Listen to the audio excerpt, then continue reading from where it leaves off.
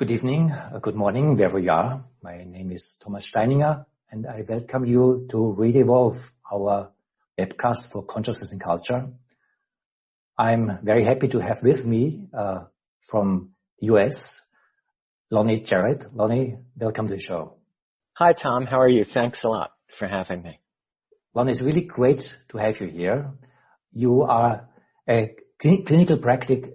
You have a clinical practice in Chinese medicine. And you're practicing in Stockbridge in Massachusetts since 1986. And you're also author of several well-known books. One book about nourishing destiny, the inner tradition of Chinese medicine, and also the clinical practice of Chinese medicine. And I would like to ask you, as someone who is obviously American, but you studied Chinese medicine since many years. You are a worldwide known authority in Chinese medicine. Mm-hmm. You also, if I'm right, you speak Chinese yourself? No, I don't speak it, but I know a fair amount of the language.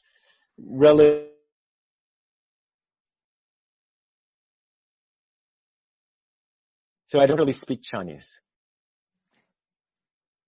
So, I would like to ask you, as someone who knows Chinese tradition from a Western perspective very deeply, yes, and you know it from a scholarship, but you also know it as a practitioner. Mm-hmm. And obviously Chinese medicine is very different than our traditional Western or modern Western medicine. Mm-hmm. You know both worlds. You're kind of familiar with both worlds. Mm-hmm. And you work in a country in the US, that of course is a Western country. And I would like to ask you first, what's the difference between Chinese medicine and medicine as we know it? Sure. So if we imagine that language emerges with mind, then we can if we look at a paragraph of English, French, Spanish, or German, a paragraph of Latin, any of the Romance languages, and we look at a paragraph of Chinese, without really knowing very much, we don't have to know much about language. We don't have to be scholars of language to just visually look and understand that a very different mind with a very different worldview, living in a very different world space, fashioned these two languages. Yeah. And we can understand the difference between them as a metaphor for the differences in cognition and the differences in worldview between them. What we call Western medicine, Western biomedicine. You know, doctors take the Hippocratic Oath to do no wrong, but there's almost no doctor, if you walked into any hospital in the world, who could philosophically discuss Hippocrates to you, and what anything Hippocrates taught or said has to do with anything that goes on in that man or woman's clinical practice on a daily level. The foundational texts of Chinese medicine, the Neiqing, the Nanqing, and the Ling Shu, were written in the Han Dynasty, 500 to 300 BC.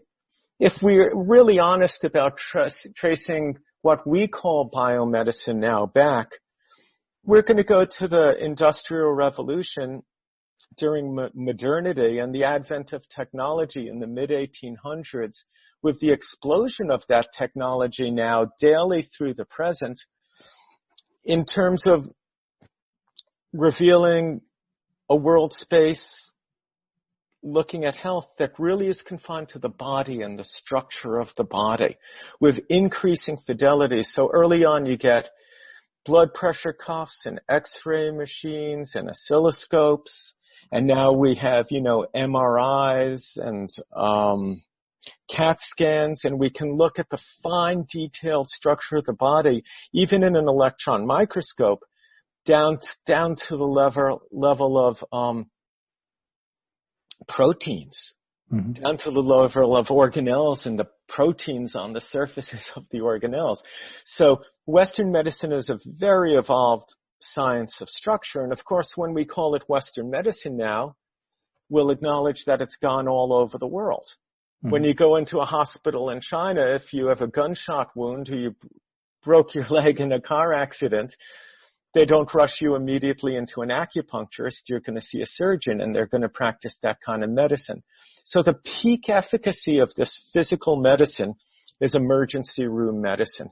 It's critical care, life-saving intervention right now. Yeah.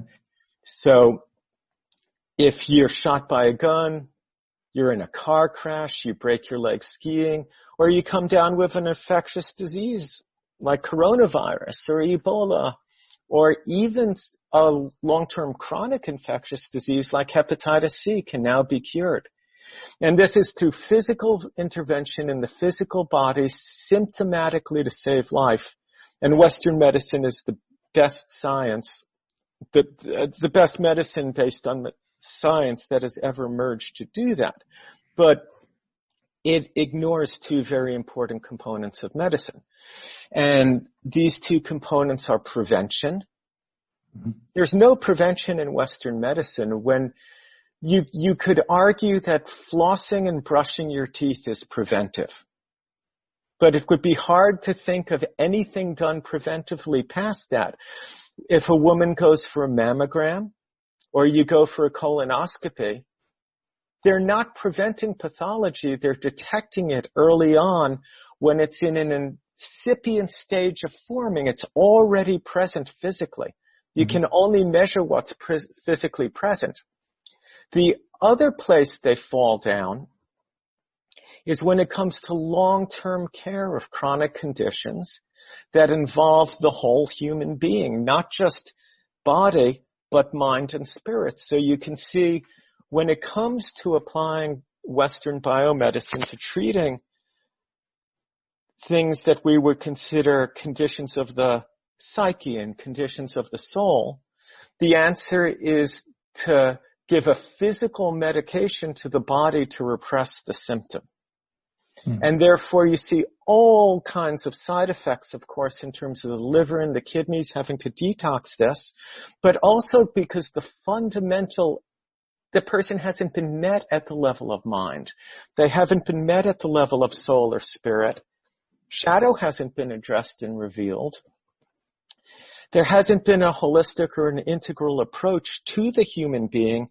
So you just see such a high rate of suicide on benzodiazepines and side effects of depression. And of course the depression and the anxiety over time is growing deeper because the fundamental cause of it isn't being addressed.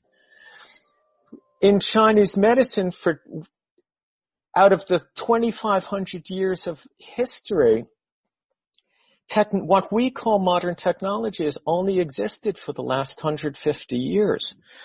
So we've had 2,500 years to sit and listen to people, to listen to the tone in their voice, smell their odor, see the color around the face, feel empathetically their emotion, look at their eye movements, their behavior, their facial characteristics, and relate all the signs that a person is putting out in the moment to the symptoms that they have, and to be able to understand their symptoms as they appear in the soul, in the psyche, and in the body from a unified viewpoint that understands the physical, the psychological, the soul, the ego level, expressions of disease as the human condition spans all these different dimensions of self. And we're able to understand what process most likely occurred to give rise to the human being sitting there talking to us. What are the functional processes? How are those functional processes manifesting psychologically and behaviorally and physically in terms of their symptoms, and what changes need to be made to produce a different future? May I ask you a very simple question? Yeah. It's maybe too simple, also maybe too overreaching. Why? Why did the West go this way? I can understand that China, as you're describing it, basically they have not developed technology and a technological perspective in this way. But it is not that Western medicine has no history. I mean, we have Egyptian medicine, we have Greek medicine, we have medieval medicine. There's a lot of the wisdom that you're describing is part of our history, but we kind of left it out. We went to something that people now would call a mechanical, materialist medicine. Sure. Why did the West develop in this way, and what is missing? And of course, we cannot go back, but is there an integration of what one could call a materialistic perspective and something what you call different bodies that a Western science point of view would kind of ask you, what is this about different bodies? How should these different perspectives come together? Is there even a way to do this? Well, of course there's a way to do it, and the way to do it is integral synthesis. I'm answering the last part of the question first. It's more complex than I thought. And then we'll get to the first part of the question. But if we talk about holism, very simply we can say holism is the capacity to make systems of systems. You see this in the East in terms of Chinese medicine as a system of systems. So we have different medicines based on different numbering systems. And we have medicines that are for infectious diseases.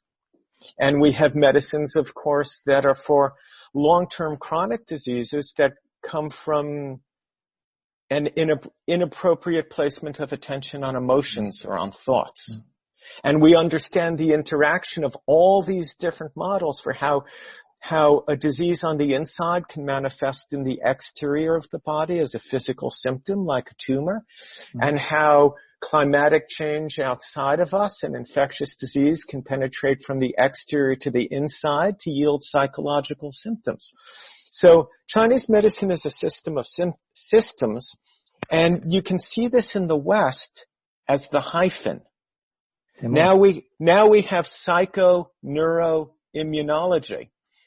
So when I went through neurobiology 40 years ago, and I went through graduate school in the early 80s, prior to that, you had psychologists and immunologists and neurobiologists, and now they just keep adding hyphens. So you start to understand the relationship of the brain to the relationship of the gut. They're starting to understand how all the doctors with their different who specialize in different systems are actually all looking at one thing.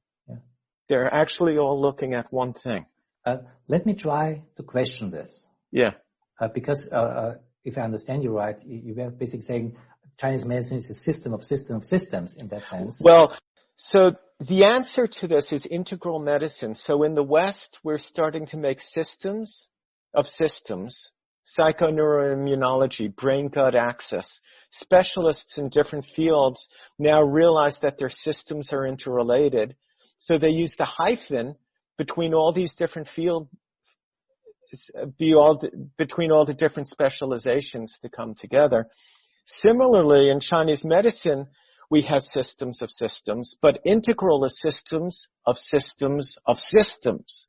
And what that means is I can talk to a patient, look at their color, sound, odor, and emotion, look at their tongue, look in their eye, feel their pulse, palpate their abdomen, practice Chinese medicine, and at the same time I can say, I think you should go get a blood test and have your creatinine checked. And I can look at the result of their entire blood test and their urine test, and I can hold Chinese medicine and Western medicine and see no incongruence between them and completely integrate them into an integral appraisal. The Chinese medicine tends to excel in terms of understanding the functional processes that underlie physical manifestation.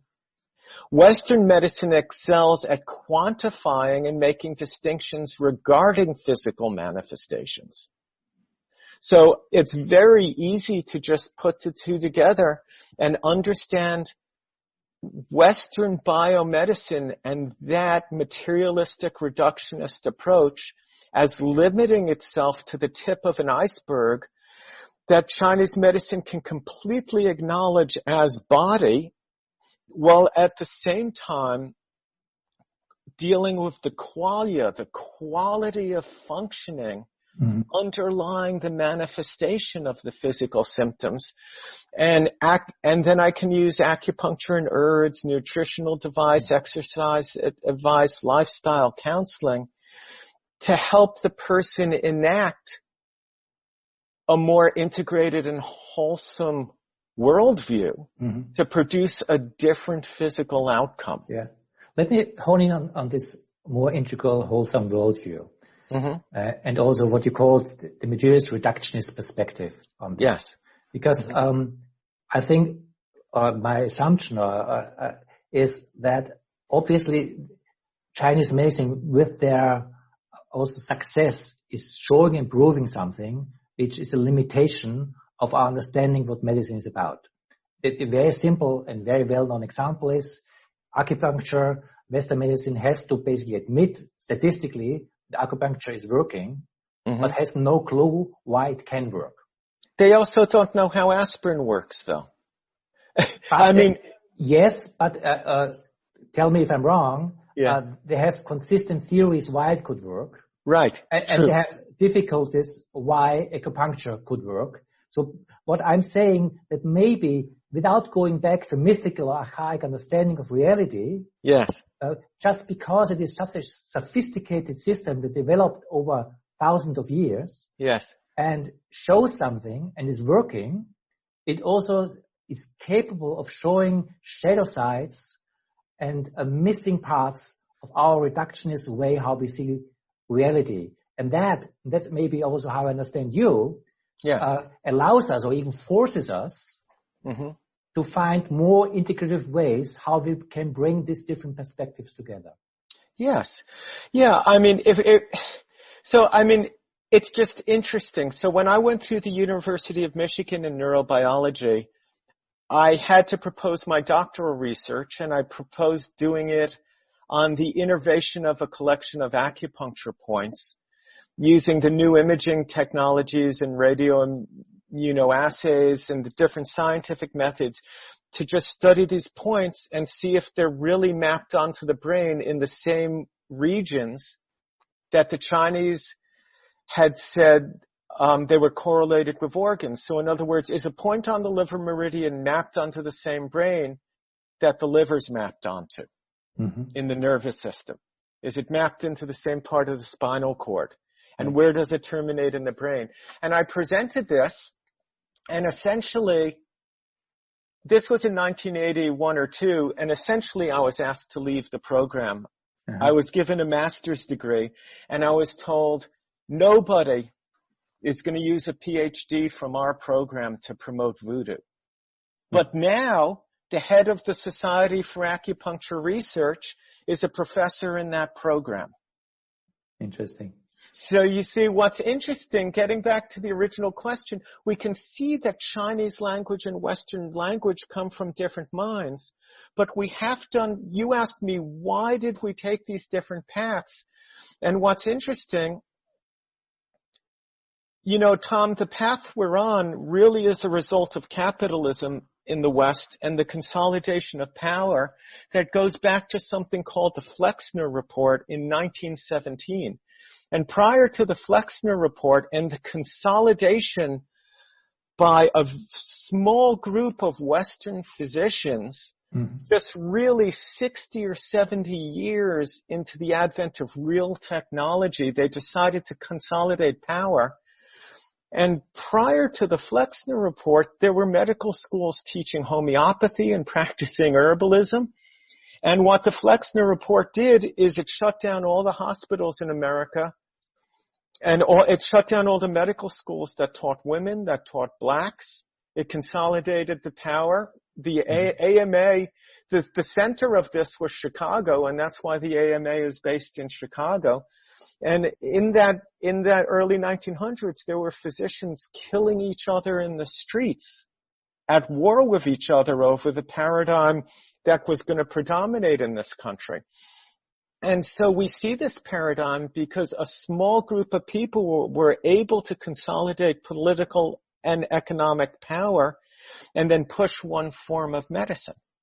Mm-hmm. But prior to we have to understand that Western medicine includes homeopathy, that in the West we've had astrology, which is, I'm not arguing for or against astrology, but as a typing system, it offers very deep insight into underlying functional processes and qualities of expression in human being, not much different than the Enneagram, if it's used that way. And as I was telling you before we had this discussion, Paul Unshold, one of probably the leading translator of Chinese medicine, points to the relationship between the Greeks and the Chinese during the Han Dynasty when those texts were written. So there was still cultural interaction. And we have to understand that in the early 1900s, you had this consolidation in the West by materialists. Mm-hmm. But it hit China in 1947. Mm-hmm. And by 1947, when Chairman Mao and the Marxists consolidated power in China, Chinese medicine had been abandoned as a state medicine. It had stopped developing for 200 years. It was practiced. There were scholars of it, but it was mostly practiced at a folk level and by family doctors in different towns, in different family lineages. There were no more state-sponsored universities of the medicine. And in 1940, it's either 47, 48, 49, I forget the year, but in that time period at the end of the 40s, Chairman Mao makes this declaration. He's faced with trying to take a pre-modern country into modernity. They don't have a lot of Western-trained doctors, and most of the country is rural, and they cannot set up sophisticated hospitals in every rural municipality. So he makes the statement that traditional Chinese medicine, he coins the term himself, traditional Chinese medicine, is a vast treasure house that has been neglected and must be restored according to the principles of dialectical materialism. Mm. And he brings peasants from every town to get a month-long training program in the cities to go back and become what are called barefoot doctors. At that time, so now 30 years goes by, Richard Nixon goes to China in 1972 with Henry Kissinger. James Reston, who's a reporter for the Washington Post, gets appendicitis. Mm-hmm. He's allergic to painkillers, so post-operationally they use acupuncture for him for the pain. He writes an editorial in the Washington Post about acupuncture. At exactly that time, two researchers at McGill University in Canada, Ronald Melzack and Patrick Wall, are championing what's called the gate control theory of pain, based on gates run by endorphins and enkephalins, endogenous opiates in the central nervous system. And they say, acupuncture must be working by closing down these gates and causing the nervous system to secrete endorphins that kill pain. The Chinese see a great opportunity here, and they start doing acupuncture anesthesia on tens of thousands of people, letting journalists in to see people having brain surgery under acupuncture anesthesia, which is all a hoax. None of it's true. You can't do that with acupuncture. It's not what it was done for historically. And people were getting these abdominal surgeries, screaming out quotes from Chairman Mao's Little Red Book. And the surgeons who've done this since said, the doctors have come out and said, I did 10,000 surgery on people, basically torturing them, who didn't have, when they did it for the Western journalists, they would surreptitiously give real anesthesia before the surgery.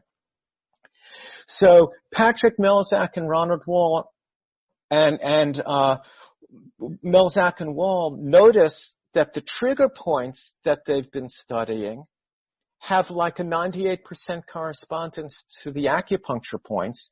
Meanwhile, thousands of Chinese come to America under the auspices of being acupuncturists, who weren't acupuncturists when they got on the plane in China, and they came as an immigration scam to open up clinics in Los Angeles and New York and down in Florida around the country. And maybe they had some barefoot doctor training. Maybe they knew 15 acupuncture points, but they certainly weren't literate enough to read the Neiqing, Suwen, the Ling Chu, and the Nanqing, and weren't educated in the depth of those traditions because only at the very smallest percentage of people in history in China were literate enough to read those books. It would be no different than thinking that your average physician could read Descartes and have an intelligent conversation. I mean, it's very hard stuff to read, and it takes a huge cultural and philosophical context. You can't just read Descartes. You have to have read 200 other books to understand Descartes. Or Heraclitus, or any of these books that we read when we worked in your philosophy class years ago. It's the same thing with Chinese medicine. You have to have a broad philosophical context and level of cultivation. Anyway, No, it's great to also hear this history, also the recent history, and also let's call it the materialist decline of Chinese medicine under Marxist rule in China. And also, I had no idea what you just described, how Chinese medicine came then in this way also to the US.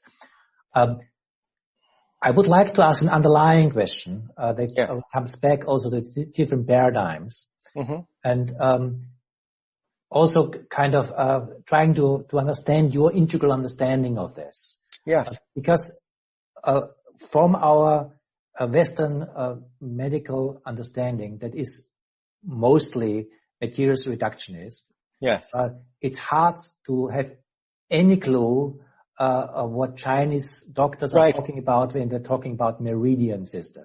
This is so fascinating. One moment.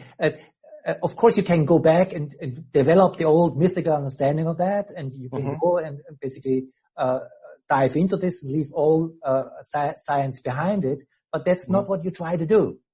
Right. Is there a form of integration? And if yes, how could this look like? Right. So let me make an all-important point here. You asked me before about, we talked a bit and you asked a bit about the different modes and the different worldviews of the two medicine. Yeah. The fascinating thing is that Western reductionist medicine, based on quantitative analysis and the treatment of symptoms, which is great in the emergency room. In the emergency room, you don't have to know about a person's upbringing or their psychological relationship to their parents or their siblings when a person's bleeding. If you're going to reduce that medicine to an absolute principle, then you're going to live in a universe of exteriors. The exterior can be the skin, but it can be the liver. Anything you can put on a scale and weigh is exterior. Anything you can take a photograph of, even if it's an electron microscope at 100,000 magnifications, an exterior. So from that perspective, you live in a universe, a flatland of exteriors devoid of interior. But from the Chinese perspective never denied the existence of the body. From an West each other strictly in time, cause and effect. The person was healthy. They walked into a restaurant. The waiter coughed. The person ate their food. They took in a virus. It incubated for 10 days. They came down with this. That's all cause and effect. It's separated in time. The Chinese, East Asian, not just Chinese, because it's not Chinese medicine. It's East Asian medicine. And now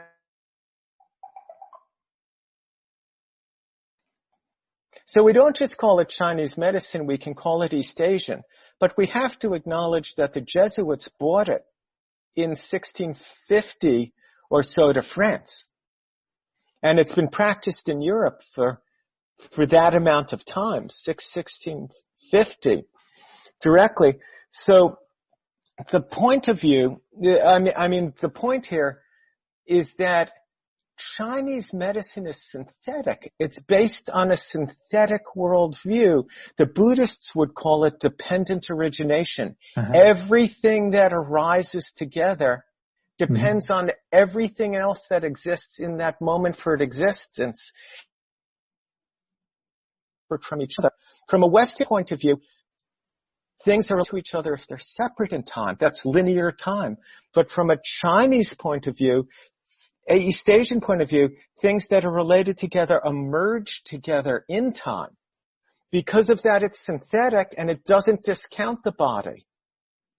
The body, so when you're talking to me now, I see your face and you have a body and you have a pulse and you have a tongue and you have facial expressions and a color around your face. There's a tone in your voice. There's the content of what you're speaking about. There's your emotional relationship to that content. There's the value system you hold and how you relate to your experience, and it's all emerging at the same time. As well, there are your familial relationships. There's the way you're interpersonally interacting with me. There are meanings that we share that are culturally constructed meanings, but there's your outlook on those meanings.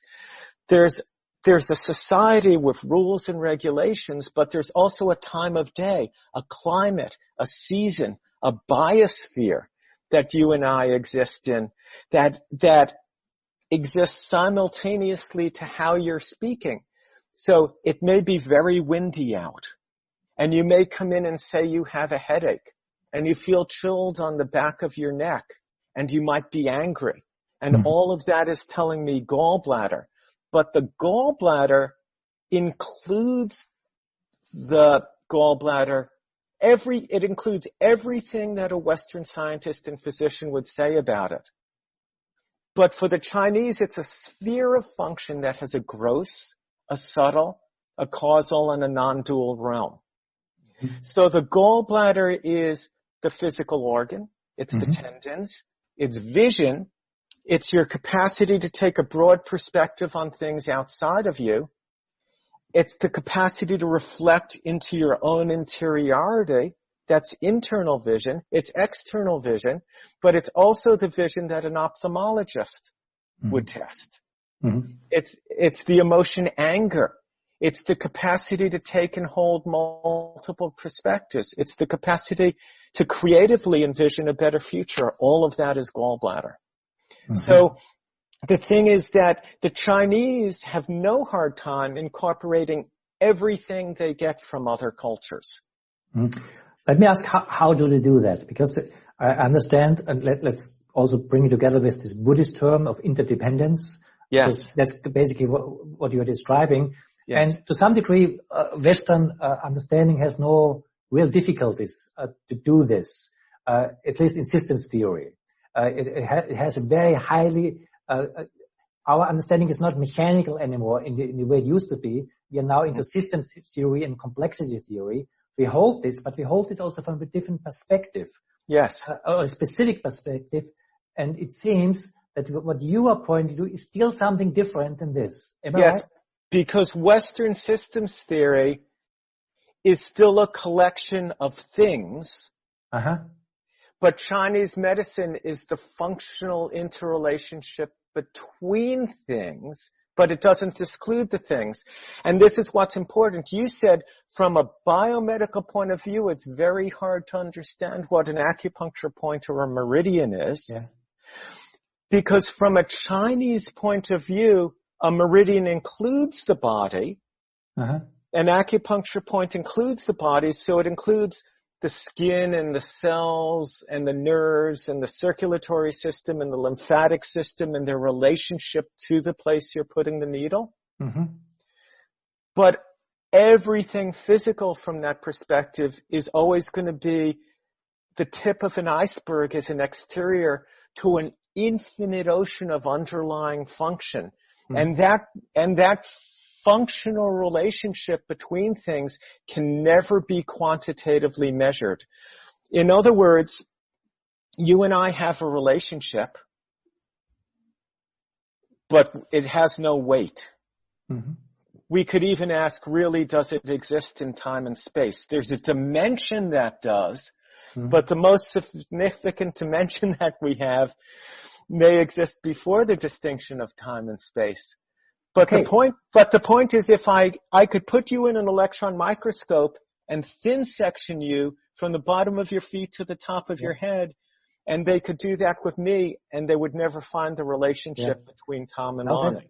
That's great. That really leads me to the question I wanted to ask.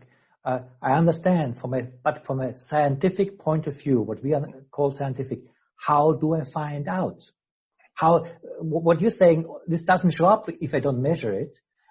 From a scientific point of view, more or less, if I can measure it, it does not exist. And so from a Chinese point of view, or an integral Chinese point of view, if you don't want to go to some mythological understanding of what's going on, how do I find that something shows up if I am not able to measure it?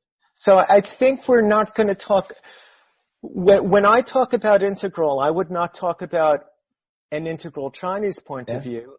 For me, integral includes East, West, all these capacities, and a transcendence to something that goes further than either of them. It's just going to go deeper than either of them. So here, let me collect my thoughts on this for one moment, if you don't mind. Sure.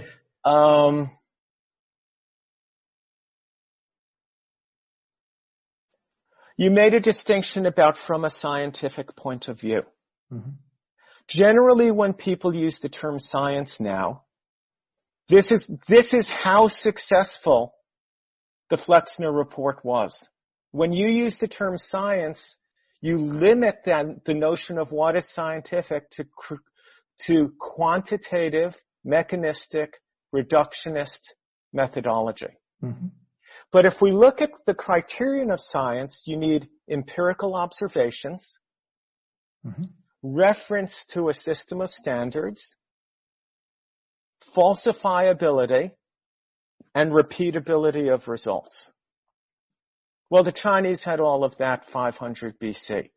The difference is, and the only difference between the two, is that Western medicine compares all findings to an agreed upon quantitative standard of reference, the CGS system, centimeters, grams, and seconds. Mm-hmm. Chinese medicine and science compare all observable phenomenon to a qualitative standard of reference. Which is? To qualitative. Well, we have 13 different numbering systems. So we have 0, which would be emptiness. We have 1, which would be luminosity. 0 and 1 are two things. That's yin and yang. We have the 3 heater, which is the body's thermostat. Mm-hmm. We have four stages of progression of pathogenic heat. We have 5 elements. We have 6 stages of progression of pathogenic cold. We have 7 internal and external pathogens. The internal pathogens are the emotions. The external pathogens are wind, cold, damp, heat, dryness, dampness, for instance. And we have 8 principles, which is 8 organizations of yin and yang, an elaboration of yin and yang into yin and yang, interior, exterior, fast and slow, excess and deficient, and hot and cold, and so on up to the number 12. So we have these 13 different systems, and all of them are they don't ignore quantity, but mostly they're qualitative. So we have 13 systems of qualitative referencing, and Western science has all these ways of measuring things. Mm-hmm. From an integral point of view, we want to when we talk about science, we have to start understanding that there's a qualitative science that is just as rigorous as Western science. If you want to reveal a world space to me that you can see that I can't, I'm going to have to look through the methodology that you're using to reveal that world space. So if I'm a Chinese medical practitioner in the Han Dynasty and you want to show me that germs cause flu, I could just laugh at you and say, that's ridiculous. I can't see anything in that Petri dish. I have to adopt the methodology of looking through the microscope. And if you're a Western scientist who can't understand what an acupuncture point or a meridian or what qi is, because you can't see it under a microscope, you're going to have to adopt my methodology of perceiving these things and being able to interact with them. And what we find out is that value systems lead us to choose methodologies that reveal world spaces that reinforce the value systems that led us to choose the methodologies in the first place. From an integral point of view, integral means that I'm willing to look through as many methodologies at any phenomenon as possible to reveal that phenomenon. So if we're talking in as complete detail as possible. So I don't want to just look at my patient through a Chinese East Asian qualitative point of view. If I feel I want them to go, get an MRI of their breast because I can feel an incipient growth there. I want them to go get their creatinine checked. So integral to me means we're looking through as many world spaces as we can to embrace as many perspectives. Let me go one step further, because I understand what you're saying, and I could adopt the perspective. I don't care, whatever works, I take. Basically take with this pluralistic perspective, and if it works, it's great. But that's not an integration yet. Right. It's just plurality, and if it works, I don't know, and it works and it's great. And basically, that's the relationship to acupuncture anyway. How people do it. But is there possibility to bring this together in our understanding of reality, what the reality is about? And if yes, what could that be? Yeah, it's a great question. I think what we're really looking at, no individual is going to be able to adopt enough perspectives and enough expertise in those perspectives to practice an integral medicine in a way that it's theoretically possible. What we're looking at is a collective emergence here. And the thing that's in the way of the collective emergence is look, we have a lot of Chinese medicine practitioners who say that they're practicing integrative medicine because they're ordering lab tests. But the truth is they went through schools that were mostly influenced by the Marxist version of Chinese medicine, which is just materialistic thermodynamics anyway. They don't understand the Chinese language, and they have not even put in the time to read the excellent translations and all the commentaries we have now. So the people who are doing this integrative medicine, what are they? In order to be a translator, you have to be fluent in the language you're translating into. And most of the people practicing integrative medicine are not. And similarly, you have just as many physicians who say they're doing integrative medicine because they take a weekend course in homeopathy. Or they take they watch 10 or 20 videotapes on acupuncture, and then they go take 2 weekends at a university somewhere taught by physicians, declare themselves acupuncturists, and they say they're doing integrative medicine. What we really need is for practitioners to understand the weakness and strengths of their own approach, to become master practitioners of their own approach, but to understand the integral perspective cognitively to a significant degree, and to actually not just be intellectually integral, but to embody the integral perspective as truly open-minded people interested in what they don't know and interested in creative dialogue with each other. And of course this is going on, but it's not the predominant movement in culture at this point. So I've just written this, 800-page text on integral medicine, looking at Chinese medicine as an integral medicine. But I'm clear in my introduction, integral medicine doesn't exist yet. It's incipient. And I really think it's going to be a collective emergence.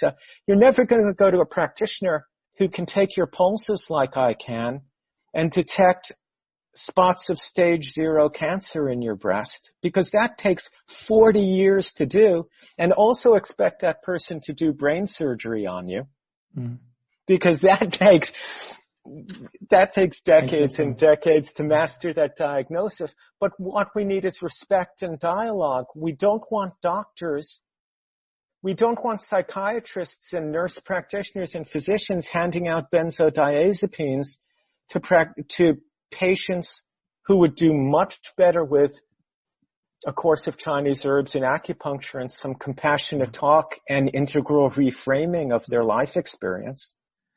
You're opening up something, and we are running out of time, so we can't go into it, but it's very fascinating. Basically, if I understand you right, you're saying this is too much to hold for a single person. We can only hold this together in a dialogical process. And the answer to my question, how the integration cannot be found by one answering it. It only can be found by holding a dialogue of all this perspective and its emergence with the integrity that we have from our backgrounds to contribute to this dialogue. So that in itself is a very different answer, because basically it says also no single person can give the answer. We only can participate in the answer as it is emerging. Right. And that's just as true as it is for us as professionals. So it's not just a question of acupuncturists working with homeopaths, working with physicians. We need to work with philosophers. We need to work with the whole world. We need new economic, new medical, new political, new military, new social, new legal, new educational systems. And there's no one system that is the integral answer to this. Integral of systems of systems of systems. We all have to come together. If you look at, to give you an analogy here, if you look at the place Western medicine comes, the worldview it comes at in treating a symptom that's already present, they ignore a person's nutrition and exercise for 50 years. The person comes down with cancer, they cut it out, and then they bomb the person with radiation and chemotherapy. Okay, so politically, you exploit a country for 50 or 100 years. You have no diplomacy with them. They crash planes into your building, and then you bomb them, and you send in the army to go to war, and then you do drone strikes against them. And all this does, you have to take out the tumor by the time it happens medically, but taking out the tumor does nothing about the functional process that caused it, any more than invading a country and systemically killing every new leader of the movement that comes does anything to introduce socio-political and economic justice on the world stage in a way that would alleviate the need for the manifestation of that symptom in the first place. Lonny, as harsh as your example comes here, I think it is a perfect example of the difference between a mechanical understanding of medicine and an integrative understanding of it. Because sometimes it is you have to make an intervention when you have cancer. That's not what you're saying you should not do. But no, of course not. You made a distinction, so thank you very much for this conversation. I really appreciate it. Well, thank you, Tom. It's great, and I'm always happy to come back, and it's really nice to touch base with you again. And I think the conclusion we came to, that the real answer here is going to be a collective emergence. It's more than any one person can do or any one of us can do even separately. It's really going to involve the discussion not just between physicians and scientists, but people in every discipline.